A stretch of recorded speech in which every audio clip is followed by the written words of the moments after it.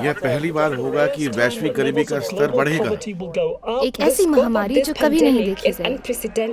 बढ़ती संख्या में कई समुदाय शरणार्थियों का स्वागत कर रहे हैं। महिलाएं सामाजिक बदलाव लाने में सबसे आगे। हम नस्लवाद को अब और नजरअंदाज नहीं कर सकते। जलवायु परिवर्तन के सबसे बुरे फिर प्रभावों से आकाश, अभी भी बाढ़ बचा और जा सकता जंगलों में आग। तो यह सब बिल्कुल ही निराशाजनक लगता है। सच में यह उतना बुरा भी नहीं है। ऐसे लोग भी हैं जो दुनिया में अच्छे काम कर रहे हैं। पता है, लेकिन इतने सारे अन्याय और पीड़ा को तो देखिए। क्या आपको लगता है कि हमारे कार्यों पे इन पे कुछ फर्क पड़ रहा है? माफ कीजिएगा। स्वागत है। धन्यवाद। फूल सुंदर हैं। है ना? कुछ बच्चे सभी लोगों को फूल दे रहे थे। वाह। हम अभी दुनिया की स्थिति के बारे में चर्चा कर रहे थे और कि कैसे हमें ये लग सकता है कि हमारे कार्य बड़े स्तर को प्रभावित करने के लिए बहुत छोटे हैं, लेकिन सेवा का प्रत्येक कार्य जिसमें हम संलग्न होते हैं, चाहे वो कितना ही छोटा क्यों न हो, हमारी और अपने आसपास की दुनिया के रूपांतरण में योगदान देता है। आइए देखना जारी रखते हैं। हालांकि दुनिया बहुत सारी उथल पुथल और अशांति का अनुभव कर रही है, एक मानव परिवार के रूप में मानव जाति का एक दूसरे पर आश्रित होने की और परस्पर जुड़ाव की चेतना भी बढ़ रही है। दुनिया भर के 1 लाख से अधिक स्थानीय इलाकों में व्यक्ति और समुदाय बहाउल्लाह के मानव जाति की एकता की परिकल्पना से प्रेरणा ले रहे हैं। एक ऐसी परिकल्पना जिसके लिए समाज के ढांचे और संबंधों में रूपांतरण की आवश्यकता है। जैसे जैसे लाखों लोग एकता और न्याय के बारे में बहाउल्लाह की शिक्षाओं को अमल में लाने का प्रयास करते हैं, संस्कृति में एक गहन प्रगति होने लगती है। व्यक्ति खुद को सामाजिक परिवर्तन के नायक के रूप में देखते हैं और अपने आस पड़ोस और गांवों की बेहतरी में योगदान देने का प्रयास करते हैं। उपासना और सेवा के एक गतिशील पैटर्न की विशेषता वाले समुदाय सभी लोगों के आध्यात्मिक और भौतिक कल्याण को बढ़ावा दे रहे हैं। बच्चों की परवरिश इस तरह की जा रही है कि वे अपने अंतर्निहित आध्यात्मिक गुणों को विकसित करें और दुनिया के लोगों की विविधता और एकता की सराहना करें। युवाओं को अपने जीवन के एक महत्वपूर्ण चरण से गुजरने और अपनी ऊर्जा को एक न्यायपूर्ण भविष्य के निर्माण के लिए निर्देशित करने के लिए सशक्त बनाया जा रहा है। परिवार अधिक एकता का अनुभव कर रहे हैं और परिवारों के समूह स्थानीय सामुदायिक जीवन को मजबूत करने के लिए एक साथ आ रही हैं। व्यक्तियों, समुदायों और संस्थाओं के बीच के संबंध सहयोग और पारस्परिकता द्वारा परिभाषित हो रहे हैं। इन सभी प्रयासों का उद्देश्य मानव जाति को बहाउल्लाह द्वारा परिकल्पित शांतिपूर्ण और समृद्ध वैश्विक सभ्यता के करीब लाना है। सच में ये अवश्य ही मुझे आशा देता है। मुझे भी। हाँ, जरा सोचो इसके बारे में। आपकी प्रार्थना सभा, आपके बच्चों की कक्षा और आपके किशोर समूह वे सभी बदलाव लाने में योगदान दे रहे हैं। लेकिन अभी भी हमारे आगे एक लंबा रास्ता है और बदलाव आने में समय लगता ही है। बिल्कुल। यदि हम 100 साल पहले के अर्थात अब्दुल बहा के स्वर्गारोहण के तुरंत बाद के बहाई समुदाय को देखें तो वे बहुत अलग दिखता था। जब हम इस पर चिंतन करते हैं कि हम कितनी दूर आ गए हैं, तो हम देख पाते हैं कि आज की उपलब्धियां उन लोगों के बलिदान और साहस का परिणाम है। हाँ, जो बीज उस समय लगाए गए थे वे अब फल दे रहे हैं। बिल्कुल सही कहा। इतिहास को समझने से हमें वह परिप्रेक्ष्य मिलता है जिसकी हमें आगे बढ़ने के लिए आवश्यकता होती है। आइए इसे जारी रखते हैं।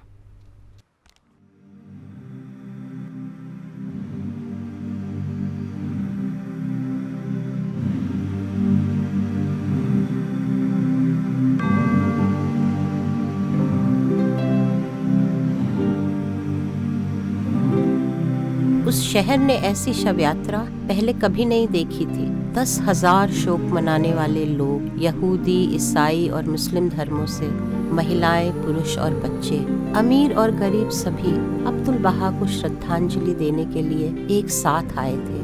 अब्दुल बहा उन सभी के लिए एक स्नेही पिता के समान थे।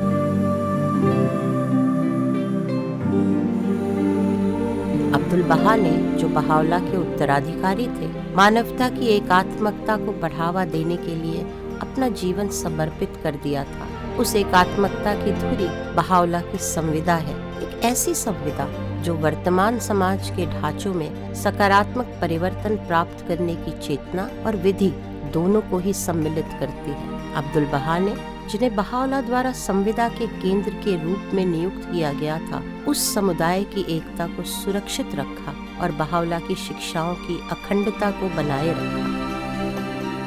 उनका अंतिम और महानतम उपहार उनकी इच्छा पत्र और वसीयतनामा था। इसमें उन्होंने प्रशासनिक व्यवस्था से परिचय करवाया और अपने प्रिय पोते शोगी अफेंदी को बहाई धर्म के संरक्षक के रूप में नियुक्त किया और इस प्रकार बहाई जिस केंद्र की ओर मुड़ सके उसे स्थापित करते हुए संविदा की शक्ति की निरंतरता को सुनिश्चित किया। अब्दुल बहा ने अपने प्रियजनों को अकेला नहीं छोड़ा।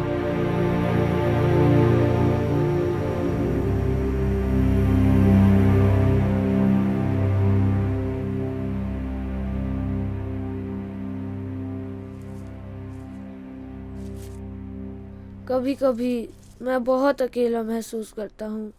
मैं जानता हूँ कि अब्दुल बहा मेरे साथ हैं, लेकिन आज मेरे मित्र फिर से हमारी कक्षा के उस नए लड़के के बारे में बुरा भला कह रहे थे। इस बार कुछ ना करने के बजाय मैंने उन्हें चुप होने को कहा, लेकिन फिर उन्होंने मेरा मजाक उड़ाना शुरू कर दिया। तुमने साहस दिखाया है। जो सही है उसके समर्थन में खड़े होना हमेशा आसान नहीं होता।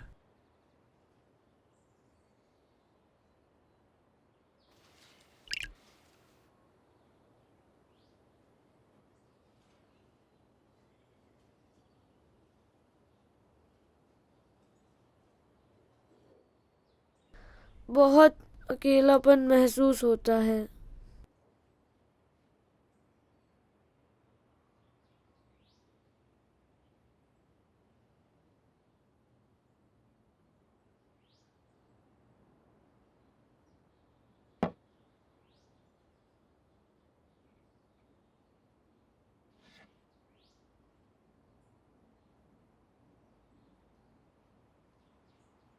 कई लोग जो दुनिया में बदलाव लाए वे कभी कभी अकेला महसूस करते थे।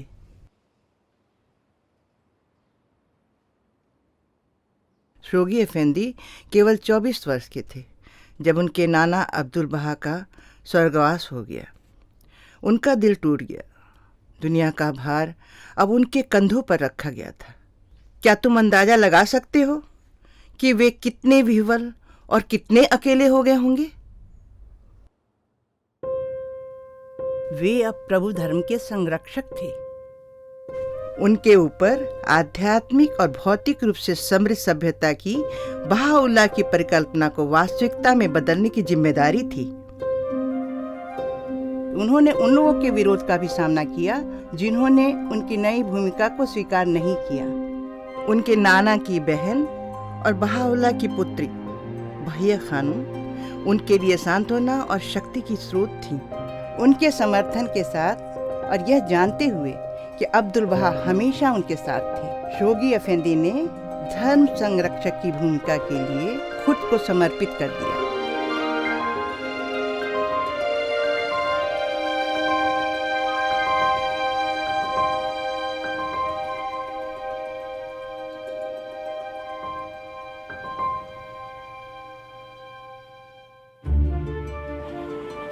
सन 1921 में बहाई समुदाय मुख्य रूप से व्यक्तियों और समुदायों के समूहों से बना था। कुछ छोटे, कुछ बड़े, बिना किसी स्पष्ट व्यवस्था प्रणाली के दुनिया भर में बिखरे हुए थे। अपनी मान्यताओं के लिए कुछ लोगों पर अत्याचार किया जा रहा था। कई भौतिक रूप से संघर्ष कर रहे थे। इतने कम लोग और इतने थोड़े संसाधन के साथ इस वैश्विक सभ्यता का निर्माण कैसे किया जा सकता था? अवश्य ही ऐसी सभ्यता के निर्माण के लिए सभी की सचेतन रूप से भागीदारी की आवश्यकता होती है। प्रत्येक राष्ट्र और प्रत्येक समूह, बल्कि प्रत्येक व्यक्ति को इस विश्व सभ्यता के उद्भव के लिए जितना हो सके योगदान करने का अवसर मिलना चाहिए। उस समय बहाउल्लाह के संदेश के विषय में बहुत कम लोगों ने सुना था। इसे दुनिया के सभी लोगों के साथ कैसे साझा किया जा सकता था? इस वैश्विक परिकल्पना के निष्पादक उत्तरी अमेरिका के बहाइयों को संबोधित दिव्य योजना के पातियों के रूप में अब्दुल बहा ने प्रभु धर्म की वृद्धि और स्थापना के लिए विधान संग्रह प्रदान किया। इन पातियों में दुनिया के आध्यात्मिक पुनरुत्थान के और उस सभ्यता के उद्भव के बीच समाये हुए हैं।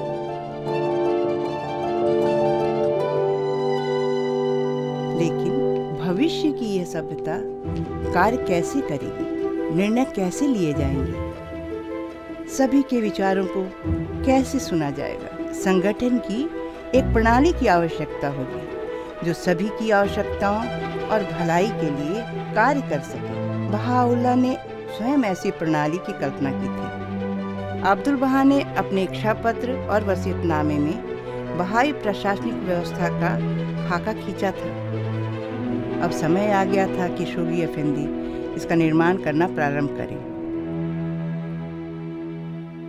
अब्दुल बहा के स्वर्गारोहण के बाद और 1930 के दशक के महान आर्थिक मंदी के दौरान बहाइयों ने, जो हालांकि संख्या में कम थे, शोगी अफेंदी के निर्देशों का प्रेम और आस्था के साथ प्रत्युत्तर दिया। उन्होंने बहाउल्लाह की शिक्षाओं को दूसरों के साथ साझा करना जारी रखा और स्थानीय आध्यात्मिक सभाओं का गठन करना शुरू किया।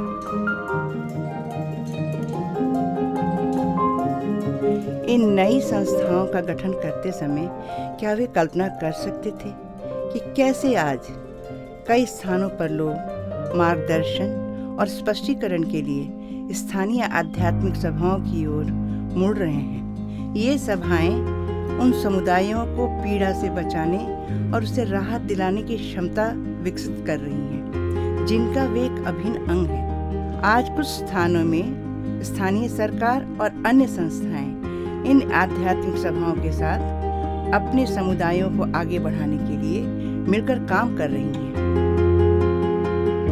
जब कभी भी पर्याप्त संख्या में स्थानीय सभाओं का गठन होता, नई राष्ट्रीय आध्यात्मिक सभाओं का चुनाव करना संभव हो जाता। शोगी अफेंदी के मार्गदर्शन में प्रशासनिक व्यवस्था, जो प्रभु धर्म के विकास और उसके समाज निर्माणकारी शक्तियों के लिए अत्यावश्यक है, आकार लेने लगी थी। अब जबकि उस प्रशासन के स्तंभ स्थापित किए जा रहे थे, दिव्य योजना को प्रणालीबद्ध रूप से आगे ले जाना संभव था।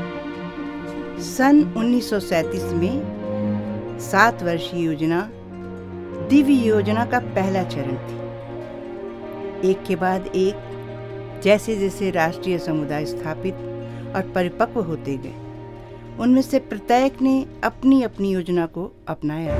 द्वितीय विश्व युद्ध की शुरुआत में जब राष्ट्रों ने आक्रमण के लिए सेना तैनात करना शुरू किया, बहाई प्रेम की सेना संगठित करने के लिए निकल पड़े। अगले कुछ दशकों में व्यक्ति और परिवारों ने प्रारंभ में बड़े पैमाने पर उत्तरी अमेरिका और ईरान के समुदायों से साहस और दृढ़ संकल्प के साथ धर्म संरक्षक की योजनाओं का प्रत्युत्तर दिया।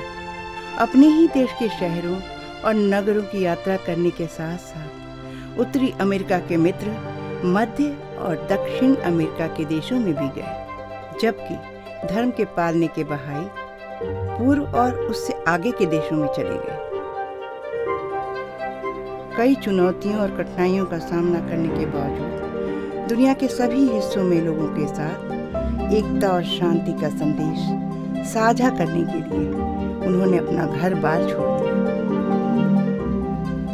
जिन लोगों ने बहाउल्लाह के धर्म को अंगीकार किया, वे समाज के सभी वर्गों के व्यक्ति थे, जिसमें रोमानिया की रानी मेरी भी शामिल थी, जो प्रभु धर्म को अपनाने वाली पहली सम्राट थी। शोगी अफेंदी ने व्यक्तियों, समूहों और बहाई संस्थाओं को मार्गदर्शन देने के लिए, प्रेरणा और प्रोत्साहन देने के लिए हजारों हजार पत्र लिखे। उन्होंने उन्हें गहन अंतर्दृष्टि प्रदान की और भविष्य की विस्मयकारी परिकल्पना को स्वरूप दिया। उन्होंने बहाई लेखों का अंग्रेजी में अनुवाद किया, पवित्र ग्रंथों की व्याख्या की और पवित्र भूमि में प्रभु धर्म के आध्यात्मिक और प्रशासनिक केंद्र का विकास किया। उनकी अद्भुत विरासत। हालांकि शोगी अफेंदी को मार्गदर्शन और सुरक्षा प्राप्त थी, इसका मतलब ये नहीं कि उन्होंने यातनाएं नहीं सही। उन्होंने भी गंभीर दुख और निराशा के पल बिताए। उन्होंने उन पलों में क्या किया? उन्होंने प्रार्थना की और फिर कार्य किया, ये जानते हुए कि अब्दुल बहा हमेशा उनकी मदद कर रहे थे। मैं भी प्रार्थना करूंगा और कल मैं उस नए लड़के के साथ दोस्ती करूंगा।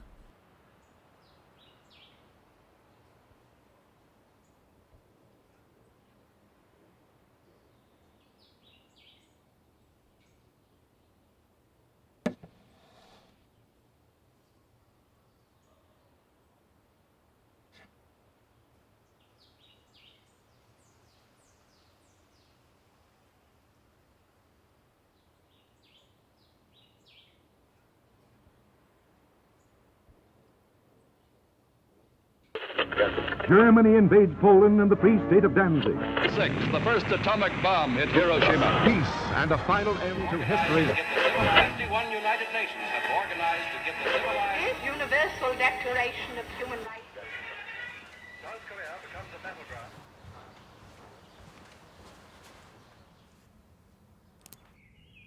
क्या देख रहे थे तुम? यह स्कूल के लिए है। हम सब 1940 और 50 के दशक का अध्ययन कर रहे हैं। मैं खुश हूं कि उस समय मैं पैदा नहीं हुआ था। वह इतिहास का एक अंधकारमय समय था, लेकिन रोशनी की झलक भी दिख रही थी। रोशनी की झलक? क्या मतलब है आपका? यही वह समय था जब शोगी अफेंदी ने बहाइयों से बहाउल्लाह के संदेश को दुनिया के हर कोने में ले जाने का आह्वान किया था।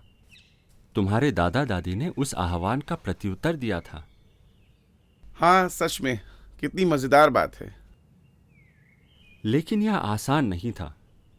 उन्होंने अपना घर, अपनी नौकरी, अपना आराम सब कुछ पीछे छोड़ दिया था। जब उन्होंने अपने माता पिता से विदा लिया तो उन्हें पता था कि शायद वे उन्हें आखिरी बार देख रहे थे। साथ ही उस समय यात्रा करना बहुत कठिन था। लेकिन उन्होंने यह किया कैसे? यह उन्होंने अपने हृदय में बहाउल्लाह और मानव जाति के लिए प्रेम के कारण किया। वे जानते थे कि बहाउल्लाह की प्रकटीकरण केवल बहाइयों के लिए नहीं है, उनका संदेश सभी लोगों के लिए है। वाह! आओ मैं तुम्हें कुछ दिखाता हूं।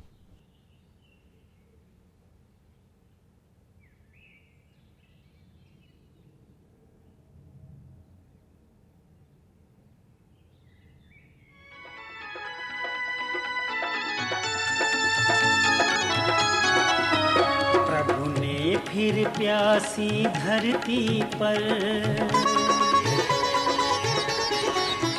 प्रभु ने फिर प्यासी धरती पर गंगा नई बहाई है।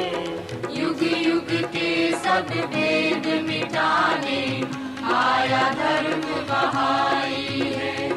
युग युग के सब भेद मिटाने आया धर्म बहाई है।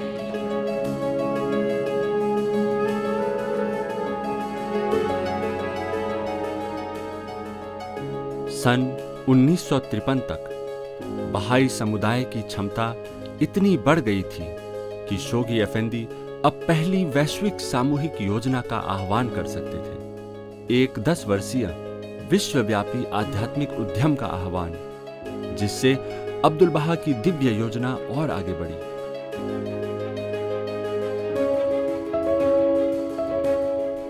बहाइयों ने तुरंत प्रत्युत्तर दिया।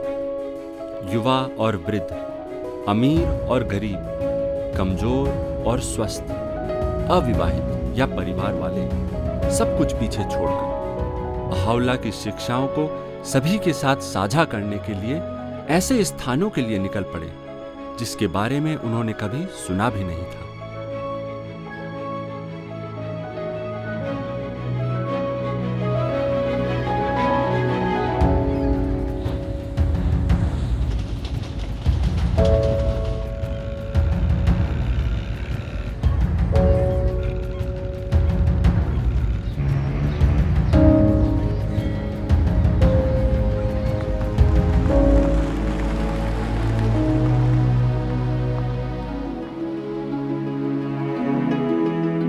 कोई भी विवरण इन आत्माओं द्वारा किए गए प्रत्येक बलिदान, प्रत्येक वीरतापूर्ण कार्य का ब्यौरा नहीं दे सकता।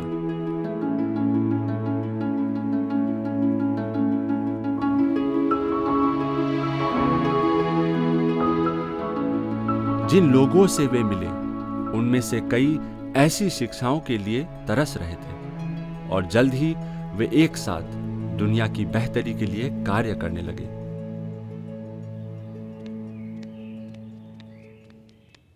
शायद उस समय जीवित होना उतना बुरा भी नहीं था। तो क्या तुम आज दोपहर आ रहे हो? मैं इस तरह की चीजों में ज्यादा अच्छा नहीं हूँ, उन लोगों से बात करने में जिन्हें मैं जानता नहीं हूँ। वे अजनबी नहीं हैं, वे हमारे पड़ोस के लोग हैं। हाँ, लेकिन सब इतने व्यस्त हैं, मुझे नहीं लगता कि वे इस प्रकार की बातचीत करने में रुचि रखते हैं। और साथ ही मैं किसी पर थोपना नहीं चाहता। इसका उद्देश्य किसी से भी अपनी बात मनवाने की कोशिश करना नहीं है। इसका उद्देश्य सुनना और ये अन्वेषण करने के लिए एक मंच तैयार करना है कि हम अपने आस पड़ोस की प्रगति में मदद करने के लिए मिलकर कैसे काम कर सकते हैं। क्या तुम्हें लगता है कि एक वार्तालाप वास्तव में कुछ बदल सकता है? 10 वर्षीय योजना के बारे में सोचो। उस समय के दौरान इस तरह की हजारों वार्तालाप हुए और उनके कारण बड़े बदलाव आए। मैंने हाल ही में एक अद्भुत वीडियो देखा है जिसमें हम देखते हैं कि कैसे अर्थपूर्ण वार्तालाप एक व्यक्ति के जीवन में बदलाव ला सकती है। मेरा जन्म सन 1921 में जर्मनी में हुआ था। द्वितीय विश्व युद्ध के अंत में मैं इटली में युद्ध बंदी बन गई। जेल में हमारी चर्चा अक्सर जीवन के अर्थ और धर्म के इर्द गिर्द होती थी। मेरा मन मस्तिष्क नए विचारों के प्रति ग्रहणशील होने लगा। जर्मनी लौटने के तुरंत बाद मैं अपने होने वाले पति से मिली। उन्होंने उत्तरी अफ्रीका में एक बख्तरबंद डिवीजन के साथ कार्य किया था। धर्म की एकात्मकता और मानव जाति की एकता पर बहाउल्लाह की शिक्षाओं के बारे में सीखते हुए बहाइयों के एक समूह के साथ हमारी मित्रता हो गई। यह एक ऐसा संदेश था जो हमारे लिए सच में असाधारण था। हमें बहाई बनने में ज्यादा समय नहीं लगा। सन 1957 में हम तीर्थ यात्रा पर गए और प्रिय धर्म संरक्षक से मिले। जब उन्हें पता चला कि मेरे पति ने अफ्रीका में युद्ध लड़ा था तो उन्होंने उन्हें इस बार प्रेम के संदेश के साथ लौटने के लिए प्रोत्साहित किया। 5 जुलाई 1959 को अपने 6 बच्चों के साथ हम सख्त रंगभेद नीति के समय में दक्षिण पश्चिम अफ्रीका पहुंचे। अलग अलग नस्लों के लोगों के लिए मित्रता करना मना था, जो कि हमें खुलेआम इकट्ठा होने की अनुमति नहीं थी। इसलिए हम बहाउल्लाह के लेखों का अध्ययन करने के लिए अपने घरों में बैठक रखते थे। इतनी कठिनाइयों के बावजूद हम कृतज्ञ थे कि हम एक साथ हैं। कुछ साल बाद पहली स्थानीय आध्यात्मिक सभा का चुनाव हुआ। यह नामीबिया में बहाई प्रशासन की शुरुआत थी। ठीक है, मैं आज दोपहर आपके साथ आऊंगा। बढ़िया। क्या तुम सब जानते हो कि उस समय की कहानी सिर्फ सफलता की ही नहीं है। हर जीत के साथ कई संकटों का भी सामना करना था। किस तरह के संकट? जैसे सन 1957 में फ्लू की महामारी थी। शोगी अफेंदी लंदन में थे और बीमार पड़ गए। उनका अचानक और अकस्मात निधन हो गया। पूरे बहाई जगत के लिए यह एक अकथनीय सदमा था और यह 10 वर्षीय योजना के ठीक बीच में घटित हुआ। लेकिन हालांकि शोगी अफेंदी का निधन हो गया था, उन्होंने जिस प्रक्रिया का प्रारंभ किया था वह जारी रही।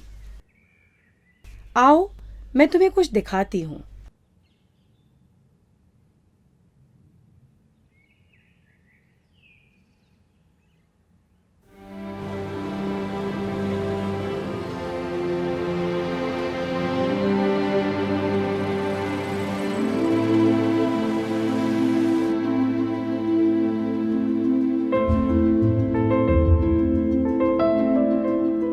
धर्म संरक्षक के निधन पर अत्यधिक तीव्र शोक और निर्जनता का वातावरण था।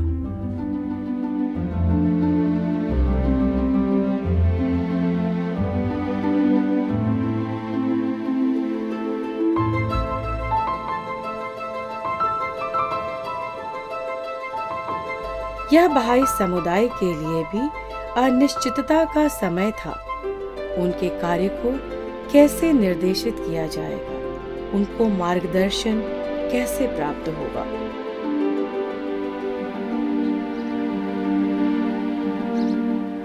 अंतिम संस्कार के तुरंत बाद शोगी अफेंदी द्वारा धर्म भुजाओं के रूप में नियुक्त की गई महिलाएं और पुरुष पवित्र भूमि में एकत्र हुए।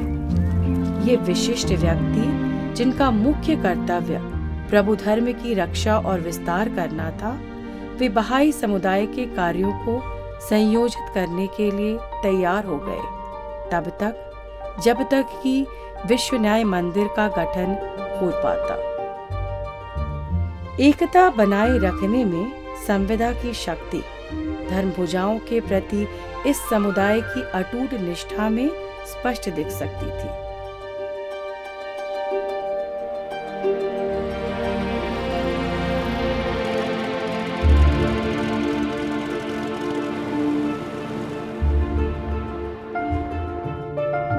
धर्म भुजाओं ने बहाइयों को धर्म संरक्षक की वैश्विक योजना को पूरा करने के लिए प्रोत्साहित और प्रेरित करने के लिए पूरी दुनिया की अथक यात्रा की।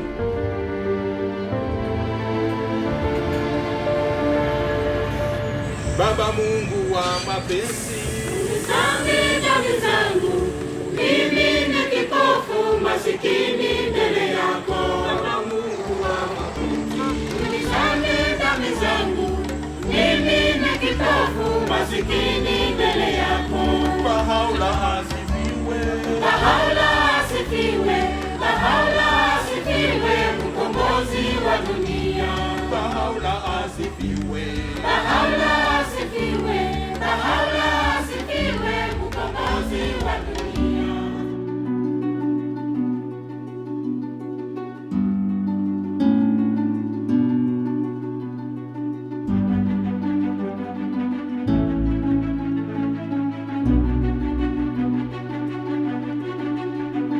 उस योजना के अंत तक बहाई समुदाय ने पिछली शताब्दी में जो संभव हो पाया था, उसकी तुलना में उन 10 वर्षों में और अधिक उपलब्धि प्राप्त कर ली थी। उन राष्ट्रों और क्षेत्रों की संख्या जिनमें बहाई रहते थे दोगुनी होकर 259 हो गई थी, जो 14,000 से अधिक इलाकों में थे।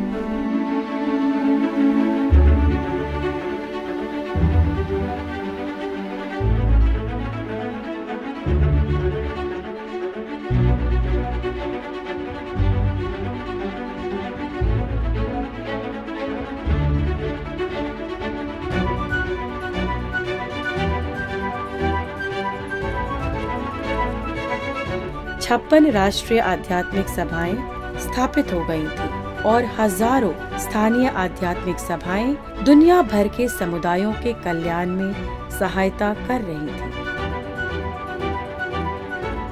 प्रशासनिक व्यवस्था की नींव और स्तंभ अब स्थापित हो गए थे।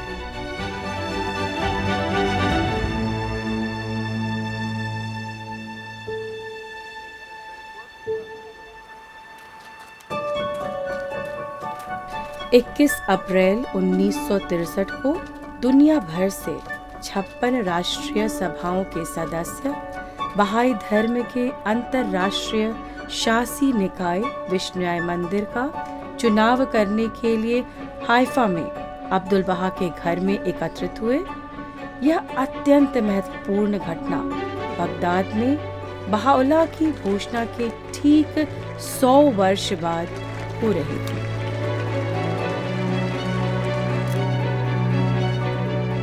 धर्म पूजाओं ने आग्रह किया कि उन्हें इस संस्था पर चुना ना जाए ताकि वे सब धर्म संरक्षक द्वारा उन्हें सौंपी गई सेवाओं को पूरा कर सके।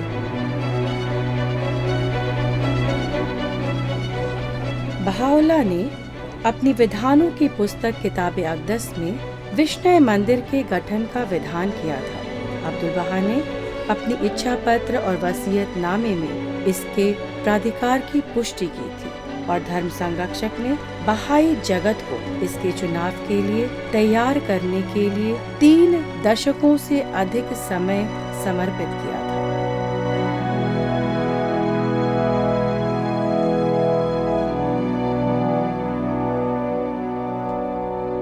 विश्व न्याय मंदिर के माध्यम से बहाउल्लाह की संविदा ने अपने जीवनदायी उद्देश्य को पूरा करना जारी रखा।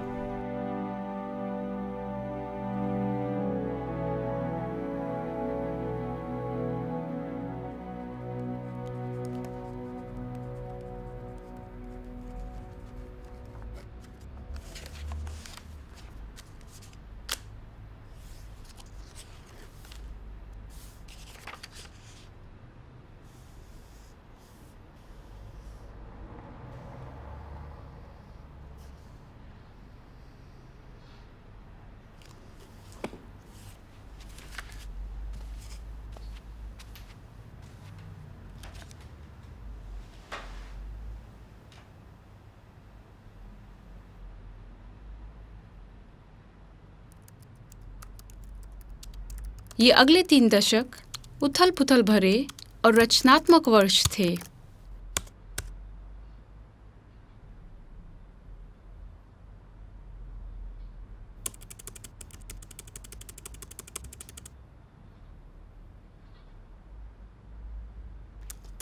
ये अगले 3 दशक सघन सीख प्राप्त करने एवं प्रयोग करने के थे।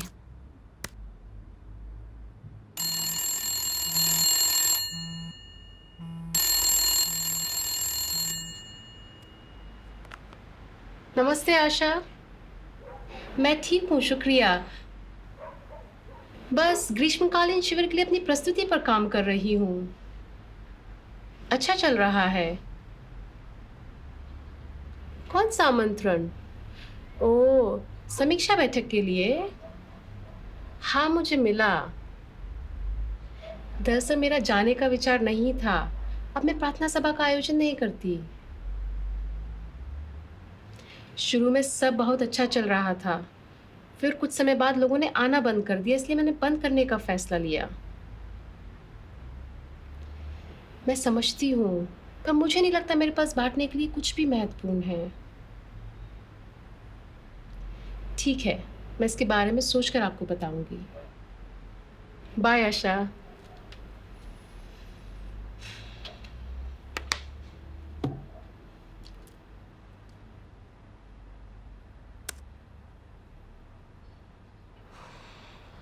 बहाउल्लाह की शिक्षाओं को अपने जीवन और समाज की आवश्यकताओं पर लागू करना सीखना होगा।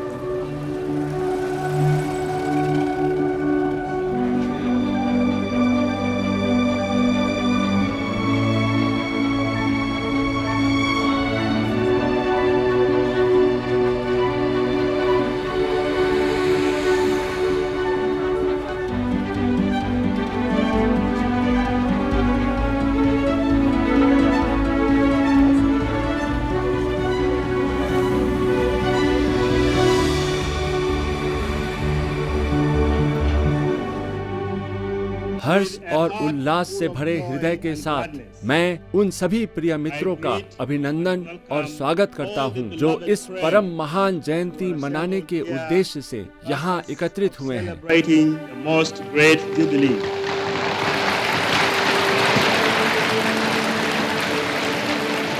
इस कमरे में हमारे साथ दुनिया के सभी महाद्वीपों के लोग हैं। यहाँ कई आदिवासी पृष्ठभूमि के, अनेकों धार्मिक पृष्ठभूमि के लोग हैं। यह प्रेम का धर्म है। Religion of love.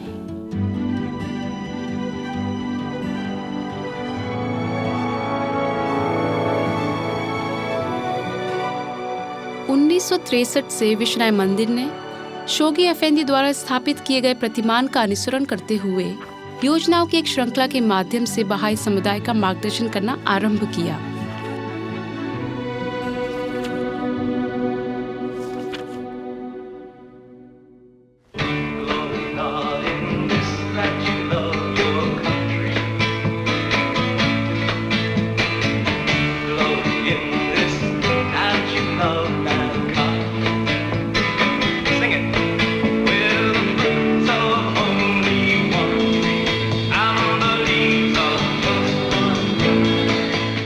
अगले दशकों में बहाइयों ने उत्साह और समर्पण के साथ बहावला की मानव जाति की एकता की परिकल्पना को पृथ्वी के कोने कोने तक पहुंचाना जारी रखा।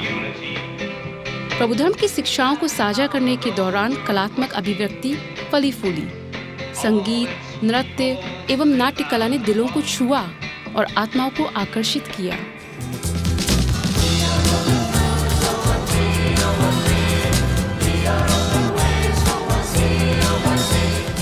इस गतिविधि का नेतृत्व युवा कर रहे थे। प्रार्थना की शक्ति की सहायता से तथा प्रबुधर्म के युवा वीरांगनाओं और वीरों से प्रेरित होकर वे इस आध्यात्मिक उद्यम में एक महत्वपूर्ण भूमिका निभाने के लिए उत्साह पूर्वक उठ खड़े हुए।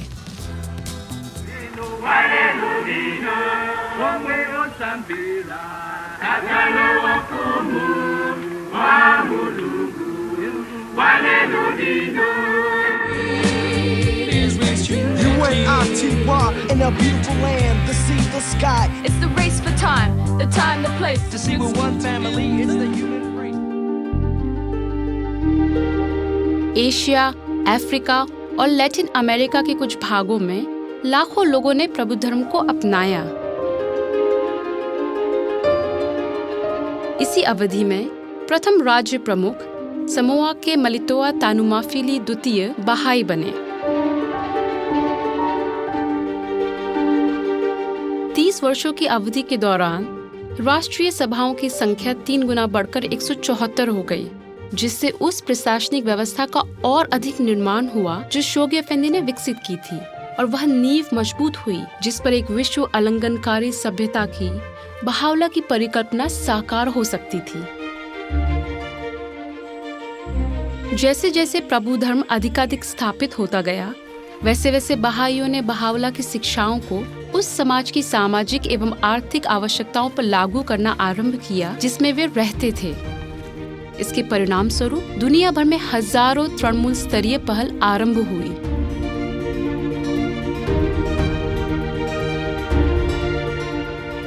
शिक्षा, स्वास्थ्य, साक्षरता और कृषि के क्षेत्रों में सैकड़ों दीर्घकालीन परियोजनाओं ने जन्म लिया।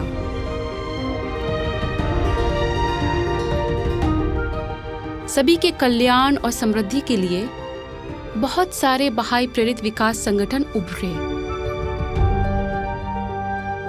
लड़कियों और लड़कों दोनों के लिए स्कूलों की स्थापना तथा दवाखानों का निर्माण तथा सामाजिक एवं आर्थिक समृद्धि के उद्देश्य से चलाए जाने वाले कार्यक्रमों को प्रोत्साहन देकर ऐसे पहलों की शुरुआत सर्वप्रथम अब्दुल बहा ने ईरान में की थी। निरंतर हो रहे निर्मम अत्याचारों के बावजूद ईरान के बहाइयों ने आज तक असाधारण लचीलापन, प्रेम, साहस एवं वीरता दिखाई है, और वे अपनी मातृभूमि तथा देशवासियों के सामाजिक, आध्यात्मिक एवं भौतिक कल्याण की उन्नति में लगातार योगदान दे रहे हैं।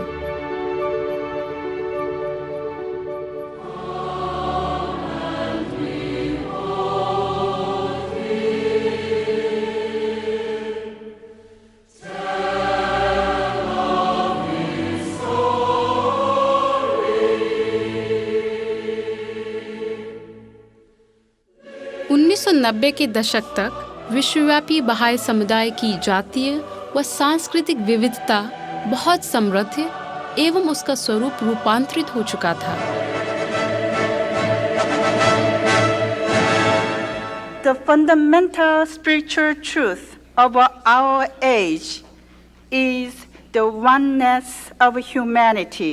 प्रभु धर्म राष्ट्रीय और अंतर्राष्ट्रीय मंचों पर और अधिक मान्यता प्राप्त करने लगा था और अब तक वह भौगोलिक रूप से दुनिया का दूसरा सबसे अधिक प्रसारित धर्म था। इस तीव्र विकास के परिणाम स्वरूप कई चुनौतियां उत्पन्न हुई। बड़ी संख्याओं में लोगों के बहाई शिक्षाओं को अपना लेने से ही एक जीवंत सामुदायिक जीवन निर्मित नहीं हो जाता। बहावला के प्रकटीकरण में लाखों लोगों का दृढ़ीकरण जारी रखने की कोशिश मानव संसाधनों के लिए अत्यधिक कठिन साबित हुई और जैसे जैसे प्रभु धर्म में प्रवेश करने वालों या उसकी गतिविधियों में संलग्न होने वालों की विविधता बढ़ी, वैसे वैसे ऐसी प्रक्रियाओं की जरूरत और अधिक स्पष्ट हो गई जो एकता का निर्माण करती है। असंख्य पीढ़ियों से विरासत में प्राप्त होने वाले गहरे जमे हुए पूर्वाग्रहों को दूर करने के लिए सचेत एवं सतत प्रयासों की आवश्यकता थी। कई प्रश्न उठे, कैसे एक पुरुष प्रधान असंतुलित दुनिया में महिलाओं को समान रूप से अभिव्यक्त करने का अधिकार दिया जाए? कैसे बच्चों की बड़ी संख्याओं की शैक्षणिक आवश्यकताओं को सुव्यवस्थित तरीके से साधा जाए? तेजी से बढ़ते हुए समुदायों की जरूरतों का स्थानीय सभाएं कैसे प्रबंध करें? इन तत्काल चुनौतियों को संबोधित करने के लिए क्षमता निर्माण करने वाले शिक्षण प्रयासों की प्रगति कैसी होगी? इस स्थिति ने बहाई विश्व को सीखने की एक ऐसी सघन प्रक्रिया में लगा दिया जिसमें कई नई रणनीतियों, पद्धतियों और कार्य प्रणालियों का परीक्षण किया गया। इस प्रक्रिया का मार्गनिर्देशन करने में सलाहकारों की संस्था ने निर्णायक भूमिका निभाई। विश्व न्याय मंदिर ने इस संस्था का सृजन धर्म बुझाओं के कार्यों को आगे बढ़ाने के लिए किया। इसके माध्यम से अब एक ऐसी व्यवस्था मौजूद है जिसके द्वारा एक स्थान से प्राप्त सीखों का तेजी से विश्लेषण कर उन्हें संपूर्ण बहाई समुदाय के साथ साझा किया जा सकता है और विश्वव्यापी परामर्शों को समृद्ध बनाया जा सकता है। अनवरत चलने वाली क्रिया को उत्प्रेरित किया जा सकता है, क्षमता निर्माण किया जा सकता है और आत्मविश्वास प्रेरित किया जा सकता है।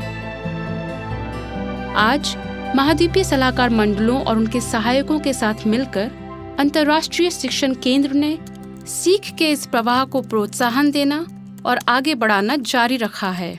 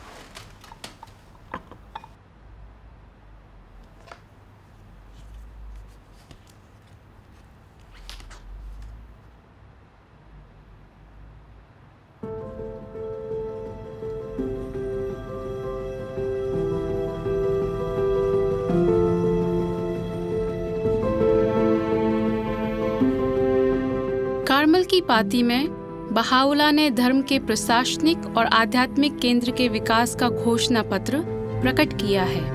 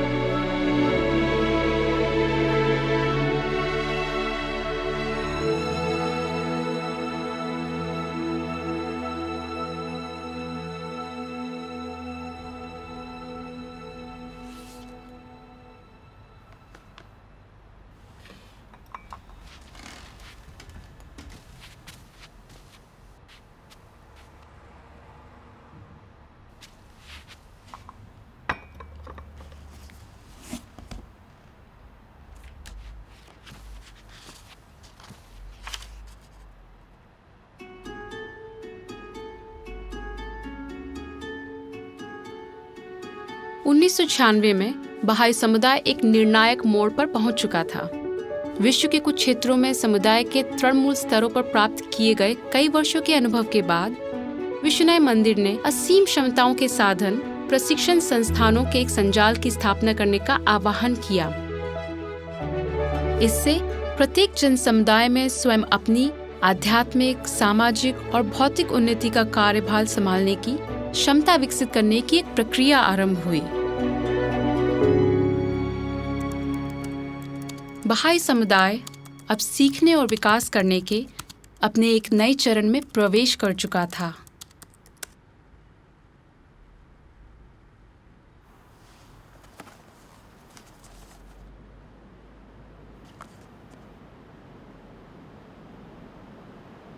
नमस्ते आशा। शायद अब समय आ गया कि मैं सीखूं कि कैसे सीखते हैं। मैं समीक्षा बैठक में आऊंगी। मैं जानना चाहती हूँ कि दूसरों ने क्या सीखा है, और हाँ, मुझे अपने अनुभव बांटने में भी खुशी होगी। किसे पता, शायद मैं अपनी प्रार्थना सभाएं फिर से शुरू कर सकूं। कल मिलते हैं। बाय।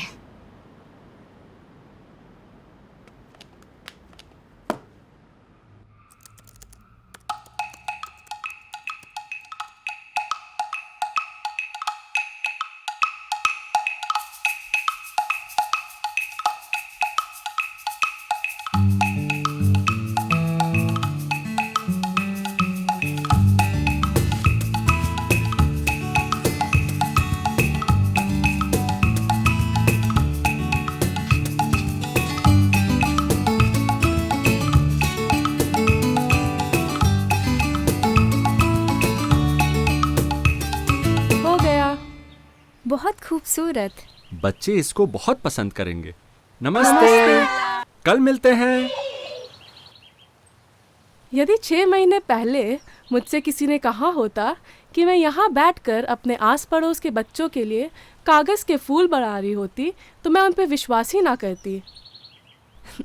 सच कहूँ तो बहाइयों से मिलने के पहले मुझे बच्चों को पढ़ाने की कोई अनुभव ही नहीं थी, और मैंने कभी ये सोचा भी नहीं था कि मैं अपने ही समुदाय में सेवा दे पाऊंगी। कितनी खुशी की बात है कि तुम इस कक्षा में मदद कर रहे हो। यह भी अच्छा है कि हम मिलकर कक्षा के लिए तैयारी कर पा रहे हैं। हाँ, सच में जब से हमने ये नियमित बैठकें शुरू की हैं, अपनी कक्षा के लिए मुझे बहुत सारे विचार आए हैं।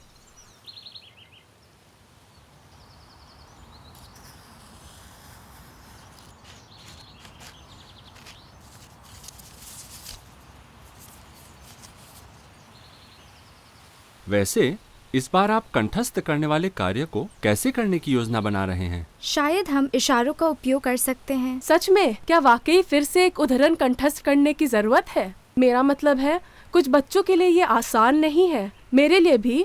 मुझे अपने स्टडी सर्कल में उद्धरणों को याद करना बहुत कठिन लगता है।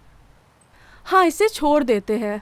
हम केवल उद्धरण की व्याख्या करते हैं और फिर उन्हें कहानी सुनाते हैं। उन्हें ये अच्छा लगता है। हाँ, ये सच है, बच्चों को कहानियाँ पसंद हैं। मैंने कई बार इसके बारे में सोचा है कि हम पवित्र लेखों को याद क्यों करते हैं। हम सिर्फ उद्धरणों को पढ़ सकते थे, लेकिन यह वास्तव में हमें याद नहीं रहता। हमारे विचार हमारे कार्यों को प्रभावित करते हैं, इसलिए जब हम इन शब्दों को कंठस्थ करते हैं तो ये हमारे मस्तिष्क की आदतें बन जाते हैं और हमारे कार्यों में इसके व्यक्त होने की संभावना अधिक हो जाती है। सच में, जब मैं अपना धैर्य खोती हूँ तो मुझे याद आता है कि एक विनम्र जिह्वा मानव हृदय की चुंबक है। हाँ, ईश्वर के शब्दों में एक शक्ति है। प्राणी जगत में इसका रचनात्मक प्रभाव होता है। यह हमारे दिलों को खोल देता है और हम में रूपांतरण ला सकता है। यहाँ देखो,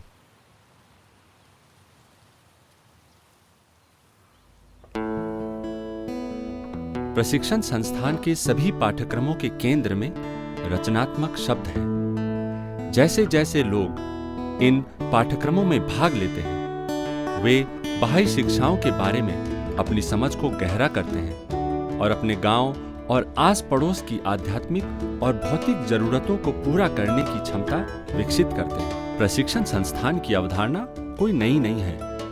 अब्दुल बहा ने स्वयं दिव्य योजना की पातियों में प्रभु धर्म के शिक्षकों की प्रशिक्षण का उल्लेख किया था। उन्होंने ईरान में प्रभु धर्म के शिक्षकों को तैयार करने के लिए नियमित अध्ययन कक्षाओं को भी प्रोत्साहित किया था। पिछले 25 वर्षों में अधिक से अधिक लोग संस्थान प्रक्रिया में भाग ले रहे हैं, जिसके कारण जीवंत और उद्देश्यपूर्ण नए समुदाय उभर कर आए हैं। सभी का इसमें स्वागत है। व्यक्ति, संस्थाओं और समुदाय के बीच संबंधों की एक नई समझ आई है और यह कि कैसे एक बेहतर दुनिया के निर्माण में उनकी भूमिकाएं पूरक हैं। व्यक्ति स्वयं को परिवर्तन के नायक के रूप में देखते हैं, जो अपने खुद के आध्यात्मिक विकास के लिए जिम्मेदार होते हैं, साथ ही समाज के विकास में योगदान करते हैं। संस्थाएं पोषित करते हैं, प्रोत्साहन और मार्गदर्शन करते हैं और इस तरह विश्वास और समर्थन का वातावरण का निर्माण करते हैं। सेवा और उपासना इन जीवंत समुदायों के केंद्र में है। जीवन के इन दो आवश्यक और अविभाज्य पहलुओं को मशरिकुल अजकर की संस्था में एक साथ जोड़ा गया है, जो ईश्वर की स्तुति का उदय स्थल है। एक ऐसी वास्तविकता है जिसका वर्णन अब्दुल बहा ने विश्व के सबसे महत्वपूर्ण संस्थाओं में से एक के रूप में किया है। उपासना गृह, जो प्रार्थना और मनन के लिए एक जगह है, स्कूलों, अस्पतालों और अनाथालयों जैसे मानवीय संस्थाओं से घिरा होना चाहिए, जो इसके आसपास की जनसमुदाय की सेवा करते हैं। पहली उपासना गृह का निर्माण सन 1908 में तुर्कमेनिस्तान के इस्काबाद में हुआ था। 2016 में दुनिया ने चिली के सैंटियागो में अंतिम महाद्वीपीय उपासना गृह को पूरा होते देखा। उस समय से विश्व के विभिन्न भागों में स्थानीय और राष्ट्रीय मंदिरों का निर्माण शुरू हो गया है, जो पृथ्वी को प्रकाशित करने वाले प्रकाश स्तंभ के रूप में कार्य कर रहे हैं।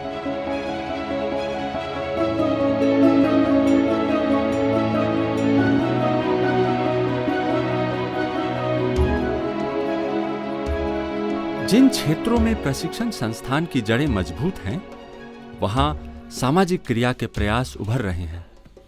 भौतिक प्रगति के उद्देश्य से किए गए यह प्रयास सामाजिक परिस्थितियों में सुधार लाने के लिए आध्यात्मिक सिद्धांतों को लागू करने पर आधारित हैं। वे समाज की सामाजिक, आध्यात्मिक और भौतिक आवश्यकताओं की बढ़ती सामूहिक चैतन्य के साथ साथ एक सतत विकासशील सभ्यता में योगदान करने की इच्छा का परिणाम है। 2018 में बड़ी मात्रा में सीख उत्पन्न होने के कारण और इस प्रयास के क्षेत्र के फलने फूलने के लिए विश्व न्याय मंदिर ने बहाई विश्व केंद्र में एक नई संस्था बहाई अंतर्राष्ट्रीय विकास संगठन का सृजन किया। सामाजिक क्रिया के क्षेत्र में निर्मित क्षमताएं समाज के प्रचलित संवादों में बहाइयों की भागीदारी को भी समृद्ध बना रही हैं।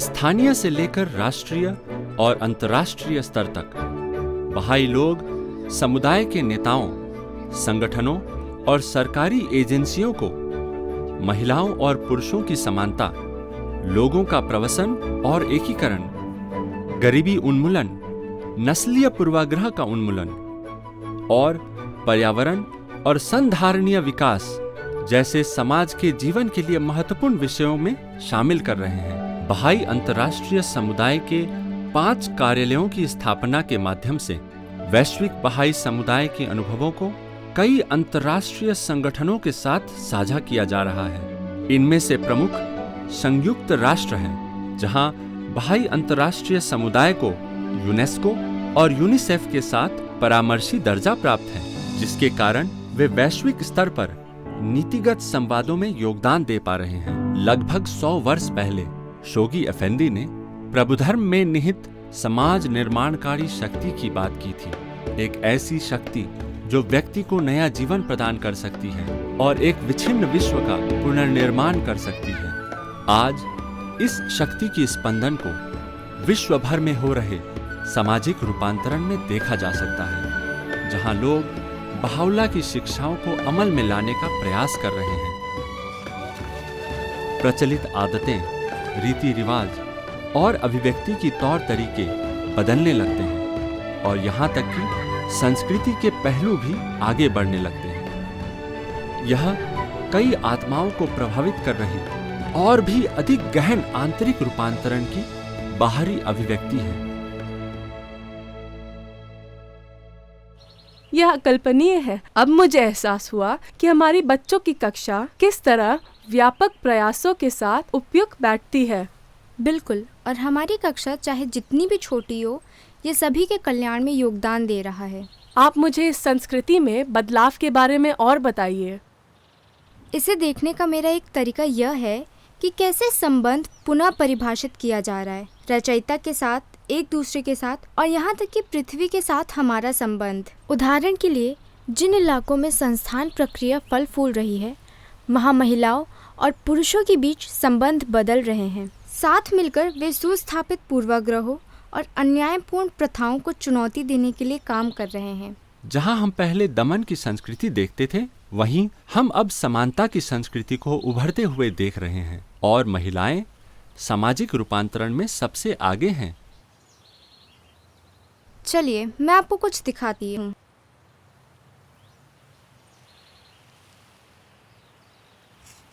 यह कहानी युगों युग पुरानी है। उसके जन्म होने से पहले ही उसे उन्होंने ओझल करने की कोशिश की, जैसे कोई जादुई चाल हो, लेकिन उसकी उपस्थिति को याद किया गया, भले ही उसकी अनुपस्थिति में। जब उसका जन्म हुआ तो मिठाई बांटने के बजाय सुंदर फीतों से बंधी हुई दुख की थैलियां बांटी गईं, और जब उसे कुछ मिला तब सबसे छोटा, सबसे कम और आखिरी अक्सर बिल्कुल भी नहीं मिला। भोजन, आराम, शिक्षा, सम्मान। यदि वह स्कूल गई तो उसे सावधान रहना पड़ता था कि वह बहुत अधिक न सीखे, बहुत अधिक न बोले, बहुत अधिक दिखाई न दे। उसे ज्यादा जगह नहीं लेनी चाहिए, उसे खुद को छोटे से छोटा बनाना चाहिए, खुद को ऐसे आकार में मोड़ना चाहिए जो शांत, संयमित, नियंत्रित हो। यह सीख ले कि उसका अपना शरीर उसकी आत्मा के लिए सुरक्षित आवास नहीं है। लेकिन अब इस नए प्रकटीकरण के साथ एक नई कहानी लिखी जा रही है, एक ऐसी कहानी जो अतीत की सभी कहानियों को सुलझाती है, ऐसी कहानी जिसमें महिलाएं पुरुषों के साथ कंधे से कंधा मिलाकर खड़ी हैं। उनके जन्म के पहले ही एक नई आत्मा की प्रत्याशा में उत्सव मनाया जाता है। जब उसका जन्म होता है, परिवार, गांव, शहर, पूरा राष्ट्र खुशियां मनाता है। अब उसे भोजन, आराम, शिक्षा, सम्मान मिलेगा। वह स्कूल जाएगी। उसके पास सीखने, समझने, बोलने, सिखाने के लिए बहुत कुछ है। वह बढ़ेगी और बहुत बढ़ेगी। वह सांस ले पाएगी और वह सपने देख पाएगी और वह करेगी और उसे पता होगा कि उसकी आवाज में शक्ति है। वह उठेगी, वह शांत, संयमित, नियंत्रित आकृतियों से बदलकर प्रकाश में आएगी जब तक उसका परिवार, उसका गांव, उसका शहर, उसका राष्ट्र भी नहीं खिल जाए।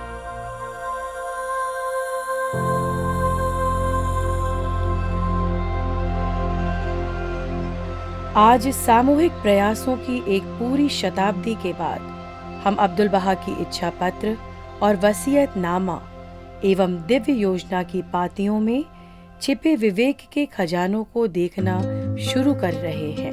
विश्व भर में लाखों लोग अपने हृदय को अब्दुल बहा के उदाहरण की ओर मोड़ रहे हैं और उनके नक्शे कदम पर चलने का प्रयास कर रहे हैं। धीरे धीरे दिन ब दिन वे बहाउल्लाह की शिक्षाओं के साथ अपने आंतरिक और बाहरी जीवन को संरेखित करने का प्रयास करते हैं और एक समृद्ध और शांतिपूर्ण वैश्विक सभ्यता के निर्माण की दिशा में सचेत रूप से कार्य कर रहे हैं। 100 वर्षों में जो हासिल किया गया है वह अकल्पनीय है। अगले 100 वर्षों में क्या क्या होने वाला है? अवश्य ही ये हम पर निर्भर करता है। हम सभी को अपनी भूमिका निभानी है। हमारे कार्य भविष्य को प्रभावित करेंगे। शायद मुझे अपने किशोर समूह पे हार नहीं मारनी चाहिए। और आपको अपने बच्चों की कक्षा से और मुझे इस स्टडी सर्कल को।